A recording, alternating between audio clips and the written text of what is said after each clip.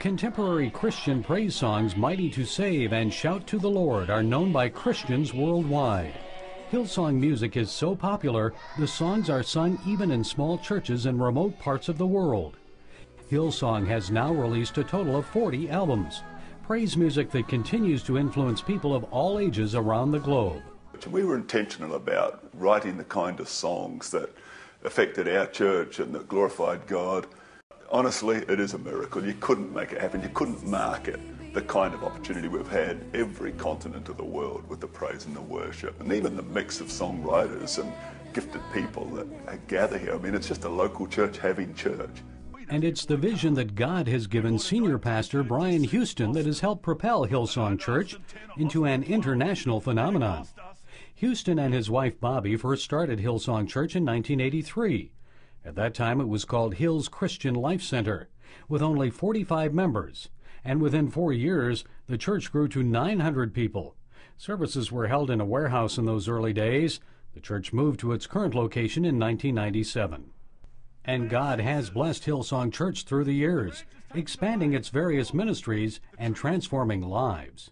23,000 people attend services here at Hillsong on any given weekend. The church has 3 campuses in Sydney, 14 extension services, and churches around the world in Kiev, Moscow, New York, London, Cape Town, and Paris.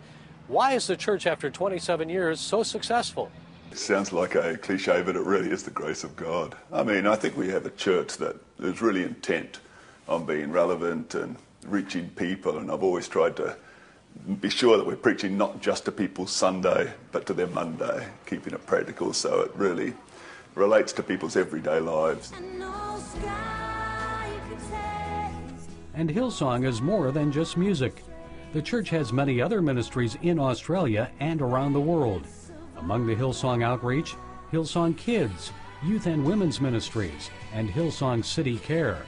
Hillsong Church will celebrate its 25th conference year in 2011. 100 people attended the first one in 1986. More than 30,000 have attended since the inception. And young pastors, missionaries, and praise leaders are trained each year at the Hillsong Leadership College.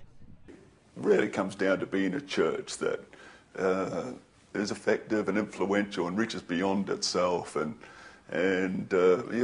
read today that vision, and you can almost see the outworking of those things that then were just a dream. So our vision has never gone on great, turns to the left or to the right. We've just been consistent about doing what the Lord put in our hearts.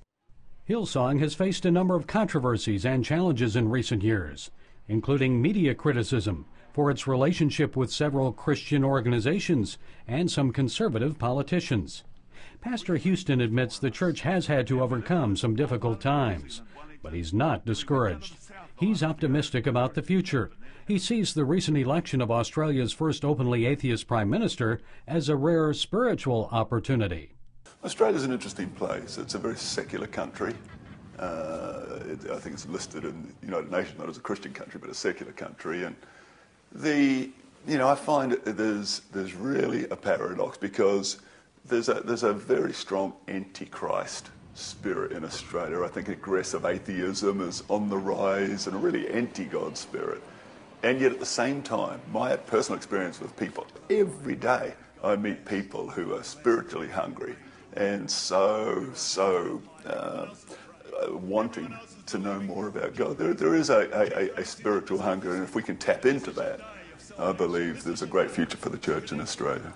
To me, it's all about consistency in season and out of season, and it's amazing what God can do.